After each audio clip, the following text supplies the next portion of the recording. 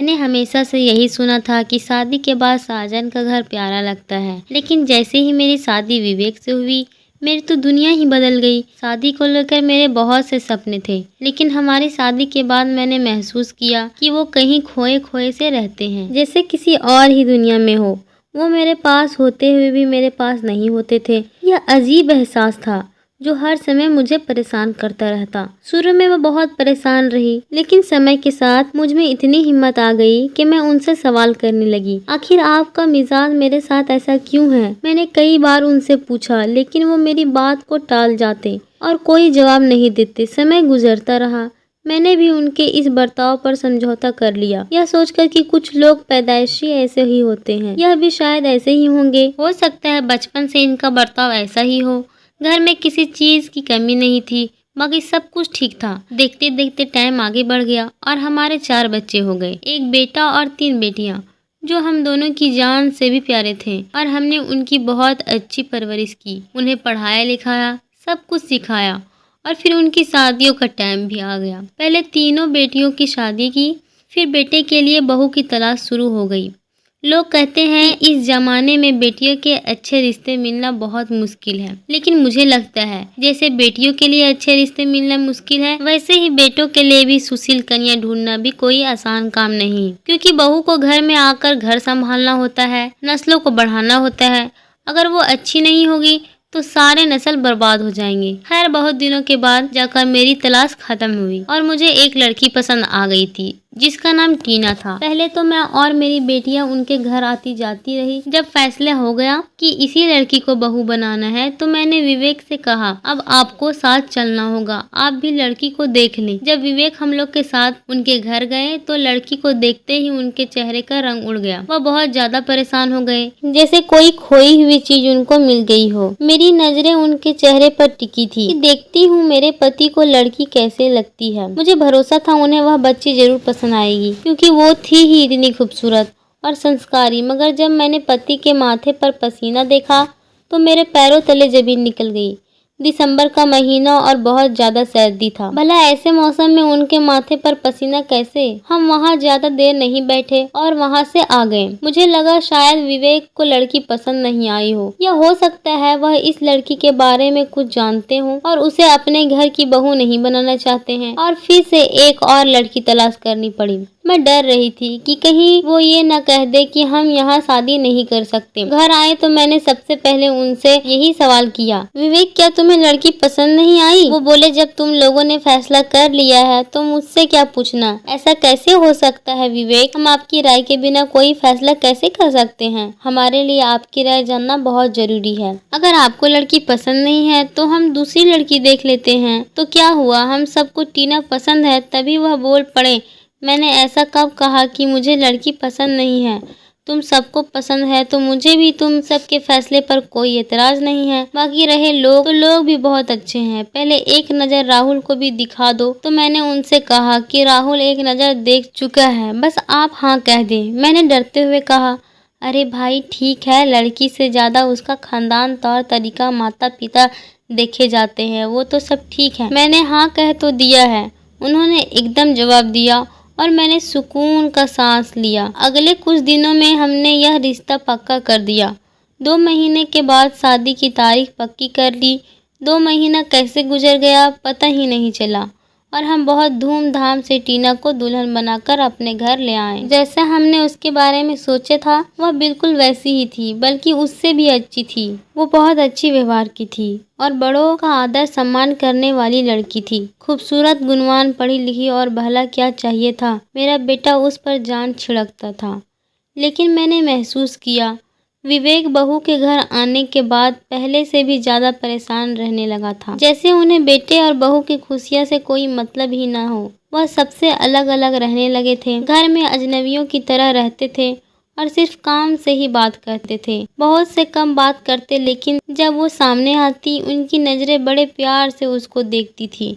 मुझे बहुत गुस्सा आता था कि बहू तो बेटी जैसी होती है, उनके दिल में पता नहीं क्या चल रहा है। कई बार मैंने गौर किया कि वो बहू को देखकर कमरे में चले जाते हैं और जब मैं अचानक कमरे में जाती हूँ तो उनकी आंखों में आंसू होते हैं। पूछती हूँ तो कहते हैं कि बस वैसे ही आंखों में पानी आ गया। वो पहले से भी ज्यादा चुप चुप रहते थे और बहाने से छुपकर बहू को देखते रहते। मुझे उनकी इन हरकतों पर बहुत गुस्सा आता था। आखिर ये सब चल क्या रहा था? मुझे कुछ बताने को भी तैयार नहीं थे। मैंने सोच लिया था आज खूब हंगामा करूंगी और सब कुछ जानकर ही रहूंगी। जब वह कमरे में आए तो मैंने बड़े गुस्से से पूछा, विवेक क्या बात है? आप हर समय बहू को ताड़ते रहते हैं। बहू तो बेटियों की तरह होती है और मुझे लगता है आप बहू को अच्छी नजर से नहीं देखते। मेरे इतना कहते ही उन्हें भी गुस्सा आ गया। मुझे खूब सुनाई और कहा, तुम्हें शर्म नहीं आती इस तरह की बातें करते हुए? बहू बेटी होती है और टीना मेरी बेटी है। कुछ देर चुप रहने के बाद अब मैंने फिर पूछा, आखिर बात क्या है? मुझे भी तो कुछ बताइए। आप जब भी टीना को देखते हैं कहीं खो जाते हैं। टीना आपकी किसी खोए हुए रिश्तेदार की हमशक्ल तो नहीं है जिसे देखते ही आप अतीत में चले जाते हैं? अब सच बताने के अलावा उनके पास कोई और चारा नहीं था। बोले, हाँ किसी की हमशक्ल ही है। मैंने पूछा, किसकी हमशक्ल है? हमारी बहू। तो उन्होंने बता दिया। जब मैं कॉलेज में पढ़ता था मेरे साथ एक लड़की भी पढ़ा करती थी जिसका नाम सोनाली था। टीना बिल्कुल उसकी हमशक्ल है। जब मैंने पहली बार उसके माता पिता के घर देखा तो मैं हैरान रह गया। मुझे लगा सोनाली जिंदा होकर आ गई। क्या मतलब? हाँ वो मर चुकी है और उसे मरे हुए 30 साल से भी ज्यादा हो गए। मनुष्य की शक्लें एक दूसरे से मिली जुली हो सकती है। तो मैंने उनसे पूछा कि वो आपकी कॉलेज की थी या करीबी दोस्त जो इतने सालों बाद भी आप उसकी यादों में खोए हुए हैं? इन दिनों में तो लोग करीबी रिश्तेदार को भी भूल जाते हैं। मैं भी सोनाली को भूल गया था लेकिन टीना को देखकर उसकी यादें ताजा हो गई। बिल्कुल वही शक्ल, वही आंखें और वही अदाएं। क्या उसके साथ आपका कोई दिली रिश्ता था? मैंने गौर से उनके चेहरे को देखकर उनसे पूछा। उनके चेहरे पर अजीब सा दर्द था। अब तो उसे मरे हुए बरसों बीत गए मगर मुझे लगता है जैसे कल की ही बात हो। इसका यह मतलब है आपका उससे कोई दिल का रिश्ता था जो अब तक आप उसे भूल नहीं पाए। बताइए उसकी मौत कैसे हुई? तो इस पर उन्होंने मुझसे कहा कि ये एक बहुत ही खतरनाक हादसा था। वो अपने अतीत में खो गए। उनका दिल बीते दिनों की याद में खो गया और आंखों में आंसू बहने लगे। वो कहने लगे कि मैं सेकेंड ईयर में था और वो फर्स्ट ईयर में। हम दोनों साथ में एक ही बस में जाते थे। शुरू शुरू में हम एक दूसरे को छुप छुप कर देखते, फिर हमारी बात होने लगी और हम एक दूसरे के करीब हो गए। सुबह के टाइम बस जहाँ से आती थी स्टॉप हमसे 4 किलोमीटर पहले आता था। जब हम बस पर चढ़ते तो बैठने के लिए जगह नहीं मिलती थी। 8 किलोमीटर का सफर खड़े खड़े तय करना होता था। जिस सीट में वो बैठी होती मेरी कोशिश होती कि उसके पास में खड़े होने की जगह मिल जाए। फिर मैंने सोचा किसी तरह उससे बात हो जाए, लेकिन वो बहुत सीधी सादी लड़की थी, किसी से बात नहीं करती थी, लेकिन मुझे अब उससे बात करनी थी। इसी तरह कुछ महीने गुजर गया। कुछ महीने बाद हमने बात करनी शुरू की। एक दिन मैंने उसे छुट्टी के बाद कॉफी पर जाने को पूछा। उसने हाँ में जवाब दिया और हम कॉलेज के सामने वाली कैंटीन में एक साथ कॉफी पीने चले गए। उसके बाद हम अक्सर कैंटीन में कॉफी पीने के लिए जाने लगे। उसे चॉकलेट बहुत पसंद थी। मैं हमेशा उसके लिए बड़ी वाली चॉकलेट मंगाता और आधी चॉकलेट छोड़ देती और बची चॉकलेट खा लेता। इसी तरह फ्रूट चाट की भी बड़ी प्लेट मंगाता, वो आधी ही खाती, बाकी मैं खा जाता। उसका बचा हुआ खाना मुझे बहुत पसंद था। साल भर में हम एक दूसरे को अच्छी तरह से जान गए थे। वो 3 भाइयों की एक लौती बहन थी और सबकी लाडली थी। वो अक्सर अपनी फैमिली के बारे में बात करती थी और ऐसे बताती मुझे लगने लगा था मैं भी उसकी फैमिली का हिस्सा ही हूँ। वो अपने खानदान के मसले भी मुझे बताती और कहती तुमसे क्या छुपाना, तुम तो अपने ही हो। उसकी बातें मुझे बहुत अच्छी लगती थी, लेकिन एक पल ऐसा आया जिसमें मेरा सब कुछ छिन गया और मैं अकेला रह गया। यह जनवरी की एक सर्द रात, बारिश के साथ साथ बर्फ पड़ रही थी।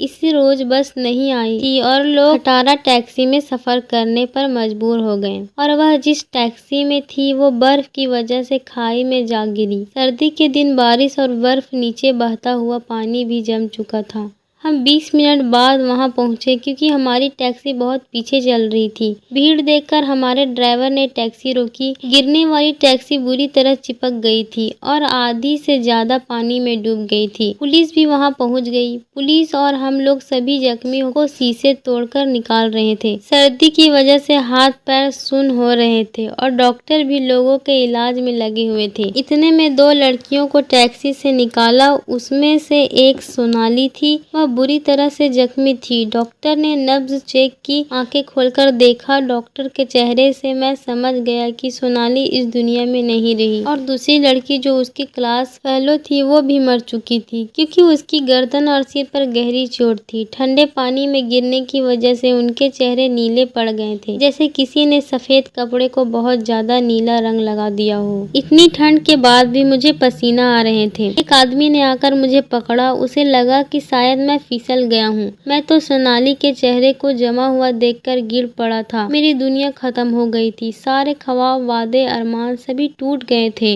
उसी दिन से मेरी जिंदगी की सुई रुक गई। मेरे सोचने समझने की शक्ति, जीने की उम्मीदें, कुछ करने का फैसला, सब कुछ खत्म हो गया। जिंदगी का भरोसा ही नहीं है। यह बात सुनते थे लेकिन आज तजुर्बा हो गया था। कॉलेज के लड़के सब अपने घर चले गए। बारिश की वजह से शाम तक अर्थी का इंतजाम हुआ। इस हादसे के बाद काफी दिनों तक मैं कॉलेज नहीं गया क्योंकि अब मेरा किसी काम में दिल नहीं लगता था।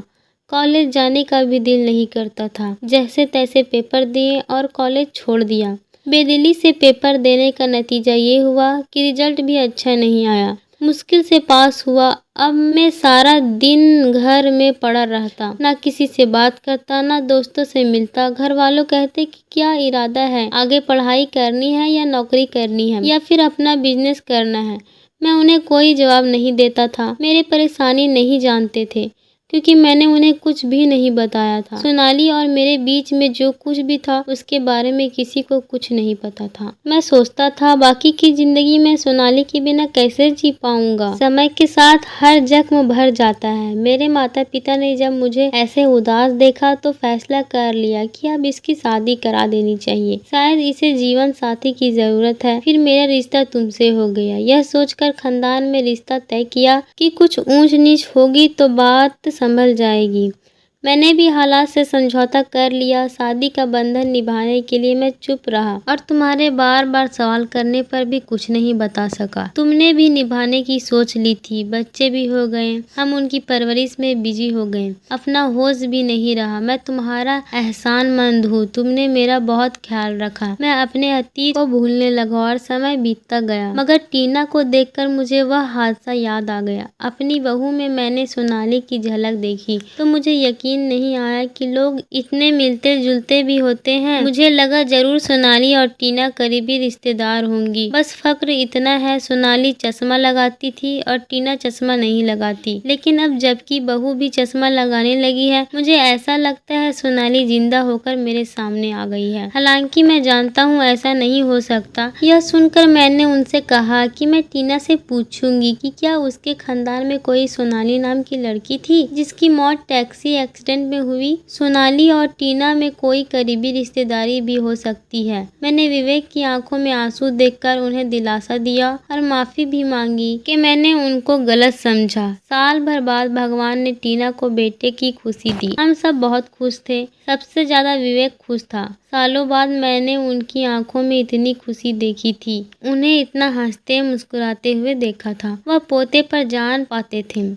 अब सूने घर में उनका दिल लग गया था। सारा दिन पोते के साथ खेलते रहते। उनकी जिंदगी ही बदल गई थी। कुछ दिन बाद टीना के माता पिता ने हमें दावत पर बुलाया और अपनी फैमिली के कुछ लोगों को भी बुलाया। दावत में बातों के बीच में यह भी पता चल गया कि टीना और सोनाली क्यों एक दूसरे से इतने मिलती थी। असल में सोनाली टीना की बुआ थी जिसकी एक्सीडेंट में मौत हो गई थी और यह बात सोनाली की माँ ने बताई। वो हमें अपने पुराने फोटो एल्बम दिखाने लगी जिसमें सोनाली की बहुत सी फोटो थी।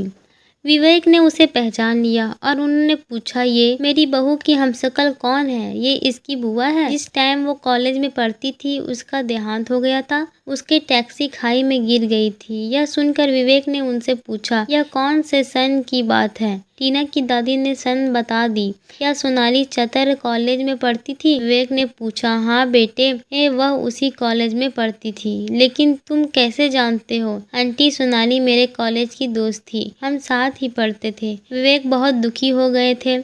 हम सब भी ये बातें सुनकर चुप हो गए। उस दिन के बाद विवेक टीना का बहुत ख्याल रखते, उसकी हर ख्वाहिश को पूरा करते हैं और बहुत प्यार से बात करते। वो टीना का ऐसा ख्याल रखते जैसे लोग अपनी बेटियों का रखते हैं। कभी मैं उसे डांटने लगती तो वो मुझसे कहते कि इसे कुछ मत कहो, इतनी अच्छी बहू तो किस्मत वालों को मिलती है। उनकी बात सुनकर मैं भी खामोश हो जाती। सोनाली की भतीजी को अपनी बहू के रूप में देखकर उन्हें सुकून मिलता था। सोनाली को खो देने के बाद वो बहुत अकेले पड़ गए थे और अपना दुख किसी के साथ शेयर भी नहीं कर सकते थे। लेकिन टीना को सुकून में देखकर उन्हें ऐसा लगता था जैसे सोनाली की आत्मा को शांति मिल रही हो। हर इंसान की कोई ना कोई कमजोरी होती है। मैंने भी सोनाली की याद को विवेक की कमजोरी समझकर माफ़ कर दिया। वो बहू को देखते जीते हम उसकी हर बात मानते, वो जो हुक्म करती फ़ौरन उस काम को करते। ऐसा लगता था टीना के सामने उसकी किसी बात को मना करने की हिम्मत ही नहीं होती। वो अगर आसमान से चाँद लाने को कहती तो मुमकिन था, वह ऐसा ही करते। अब वो सोनाली को सपने में देखने लगे और जब जब वो सोनाली को सपने में देखते, सुबह उठकर मुझे ज़रूर बता देते और जब वो अपना सपना मुझे बताते, पूरी तरह सीमा की यादों में खोए हुए होते। वह यह भी भूल जाते कि मैं उनकी पत्नी हूँ। उनकी इस बात का बुरा मान सकती हूँ, लेकिन मैं बुरा नहीं मानती थी, क्योंकि मैं जानती थी कि इन बातों से विवेक को खुशी मिलती है और उनकी खुशी का ख्याल रखना मेरा फर्ज भी था। वैसे भी कुछ बातों पर इंसान का बस नहीं चलता। अगर मैं उन्हें इस सब से रोकती तो वो खुद को भी फिर से हम सब से अलग कर लेते और अपने रूम में खो जाते। मैं यह नहीं चाहती थी कि वो मुझसे दूर हो जाए। मैं ये बात अच्छी तरह समझती थी कि अगर पत्नी अच्छी दोस्त बन जाए तो पति के दिल के करीब हो जाती है। शादी के बाद से ही मैं उनके दिल से दूर थी। अब जब करीब हुई तो बहुत ज़्यादा करीब हो गई।